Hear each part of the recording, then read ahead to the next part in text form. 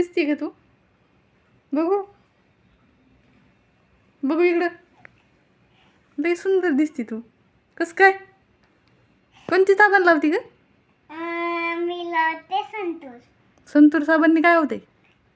छान दिसते मी. आणि केसाला काय लावते?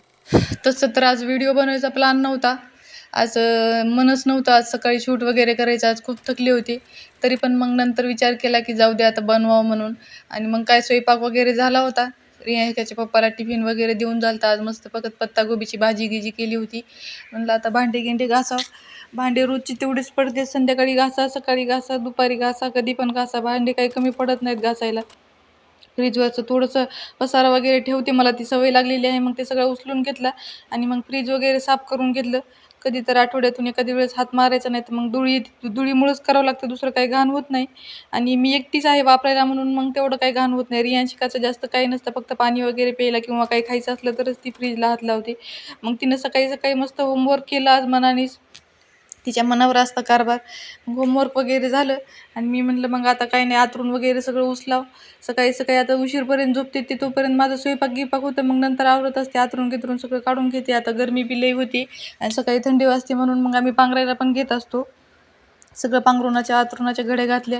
जिथल्या तिथे ठेवून दिला. आता बेड काही घाण होत नाही. आता आम्ही झोपतच नाही इकडं म्हणून काय जशाल तसं राहतं. बेडवरचं काय आवरायची गरज नाही.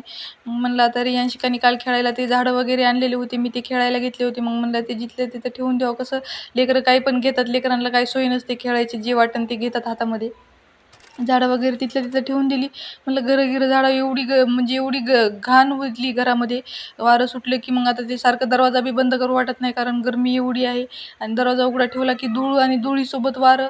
मग सगळं मिक्सच होईल. काही पर्याय नाही त्याला आता. उन्हाळा आहे तोपर्यंत. मग काय सगळं गिरं झाडले. म्हणलं काय नाही आता गिरं पुसावं. परत आज किचन वगैरे क्लीन करावं म्हणलं होतं. सारखं सारखं होत नाही पण कधीतरी करायला लागतं कारण धूळ खूप येईल म्हणून मी म्हणलं आज भरण्या गिरण्या सगळं स्वच्छ पुसून घ्यावा. तसं सामान हे भरायच्या वेळेस मी भांडे वगैरे घासले. भरण्या पण घेत असते घासून. पण आता मग तरी पण आता उन्हाळ्यामुळं धूळ येत आहे म्हणून मी म्हणलं मग आता झाडून वगैरे काढावं नंतर मग भरण्या गिरण्या घ्यावं पुसून. खूप घाण झालं होतं. आणि रोजचा डेली ब्लॉग टाकायला होत नाही मला कारण मग मी रेसिपी वगैरेचे व्हिडिओ स्टार्ट केले आहेत आता टाकायला. मग डेली ब्लॉगला तेवढा स्पेस पुरत नाही मोबाईलमधला. ॲडजस्ट होत नाही. एक व्हिडिओ टाकला की एक व्हिडिओ डिलीट करावा लागतो म्हणून मग मी शक्यतो सध्या डेली ब्लॉग टाकत नाही आहे. असं ठरवलं आठवड्यातून 2 किंवा 3 टाकणार. जास्त नाही होणार टाकणं. आणि बाकी मग आपलं शॉर्ट्स व्हिडिओ टाकते. मिनी ब्लॉग असतात आणि रेसिपीचा एक व्हिडिओ असतो.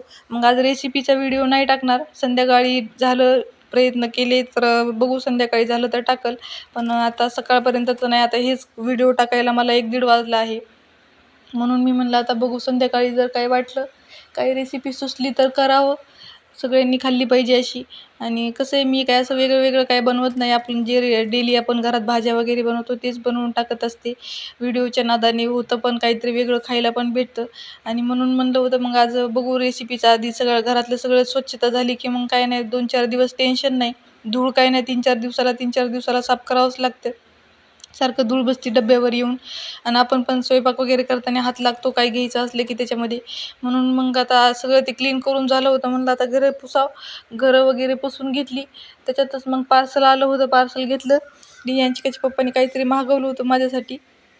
पुढच्या ब्लॉगमध्ये दाखवेल मी. आणि आता हे झाडांना पाणी वगैरे टाकलं. झाडांना पाणी टाकलं की असं समजायचं की माझा ब्लॉग संपलेला आहे. भेटूया पुढच्या ब्लॉगमध्ये. धन्यवाद सगळ्यांना. बाय.